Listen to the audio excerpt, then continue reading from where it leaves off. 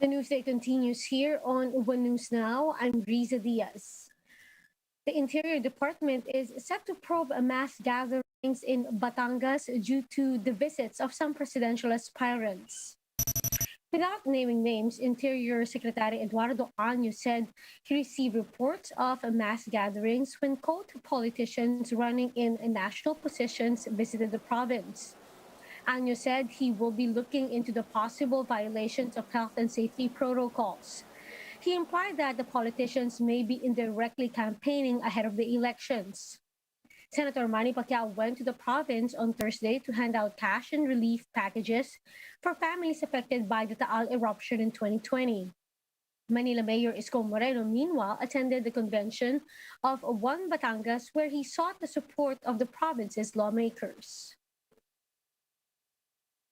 Bayan Muna Chairperson Nery Colmenares welcomes his inclusion in the senatorial slates of presidential aspirants Senator Manny Pacquiao, and Labor leader Leody de Guzman. In a statement, Colmenares said the endorsement from Pacquiao recognizes the need of a push for the legislative agenda of workers, farmers, and marginalized sectors. Colmenares likewise thanked de Guzman or Calyodi for including him too in his senatorial lineup. His remarks came just after his non-inclusion in the 11-member senatorial slate of Vice President Leni Robredo. Metro residents are taking advantage of the eased COVID-19 restrictions in the capital. A number of families are seen flocking to the Dolomite Beach in Manila. Camille Samonte with the story. Groups of families flocked to the Manila Bay Dolomite Beach on Sunday. These as Metro Manila eased up its quarantine restrictions to alert level 3. Under the IATF guidelines, minors are now allowed to go outdoors. Some parents took advantage of the relaxed restriction. Dami nga, dapat hindi kami pupunta. Kailan to? Panganay ko, nagsabi bukas naman na sabi niya punta tayo doon, magtatampisaw lang kami. Mas maganda na po siya, tapos amoy dagat na po. Hindi katulad po dati na amoy basura, mabaho, tapos masangsang yung amoy. Ito maganda na siya. Another visitor traveled from Pasig to witness the progress of Manila-based rehabilitation. Dati nung unang punta namin, kasi all black pa talaga yung mga sand dito. Ngayon maganda na siya, malinis na. Compared sa dati talaga na hindi mo talaga ma-explain yung amoy na naaamoy mo dito, na halo-halo na yung basura, mga dumi ng hayop ng tao. Some vendors were also happy about the reopening of the Dolomite Beach. Pagka nadagdagan yung income namin. Opo. Mahirap ma'am kasi halos pangkain lang nakakuha namin eh. Marami nang nakalabas, marami na pong taong marami ng taong gumagala dahil maluwag-luwag na po yung natin, quarantine. Hindi pa maluwag? Wala kang masyadong benta? Wala po. Kasi konti lang ang tao. Visitors can enter the man-made beach daily from 8 to 11 in the morning and 3 to 5 in the afternoon. The Environment Department had to open the gate as early as 6 a.m. today because crowds gathered along the baywalk even before the opening time. Physical distancing was also difficult to implement due to the influx of visitors. They are not required to be vaccinated to enter the premises, but face masks should be worn at all times. Bringing of food, drinks, and pets as well as swimming are prohibited at the beach.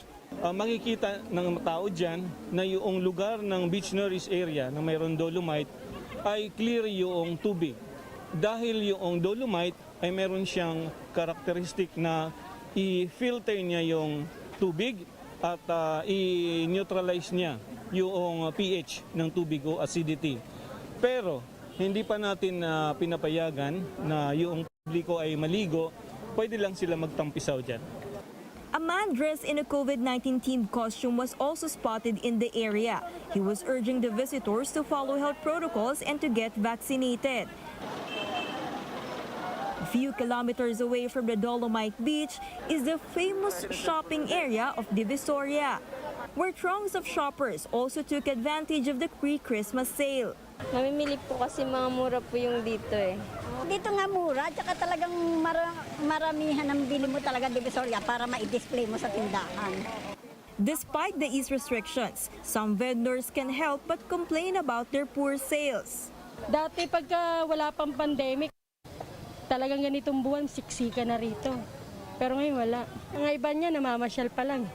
Baka nagkakambas-kambas pa lang kung saan ang mura. For News 5, Camille Samonte, we are One News.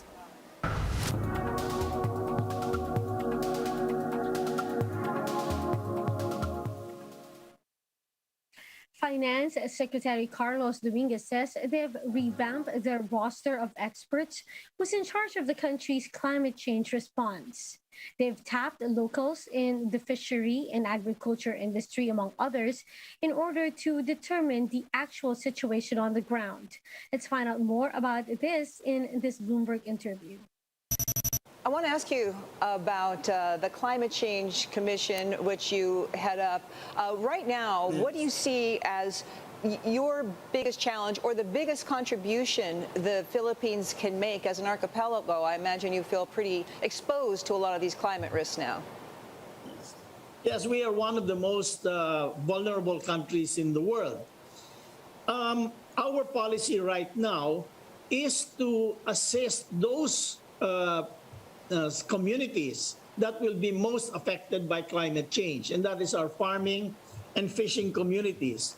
So we have just revamped our list of experts who are advising us, and we are looking at people who are actually living and working in the different regions, in fisheries, forestry, agriculture, flood control, because we want to engage the local communities in the implementation of climate adaptation and mitigation.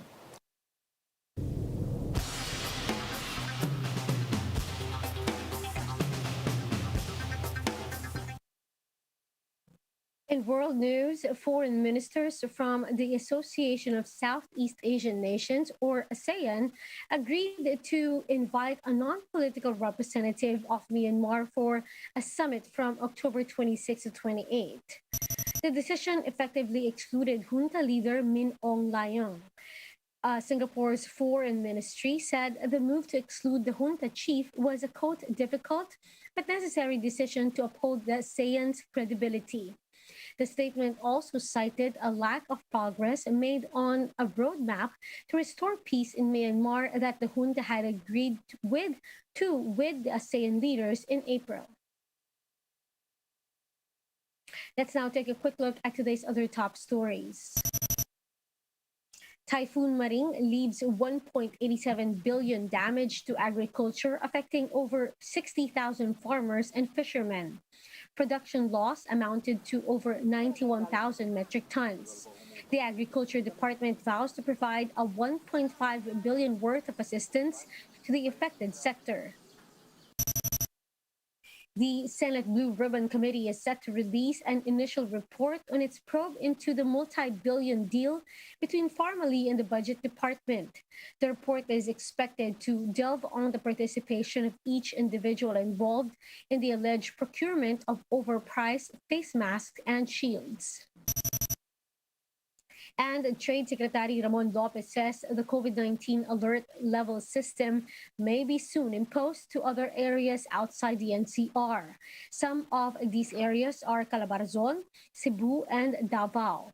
Economy-wise, Lopez says these areas are some of the biggest contributors to the country's gross domestic product.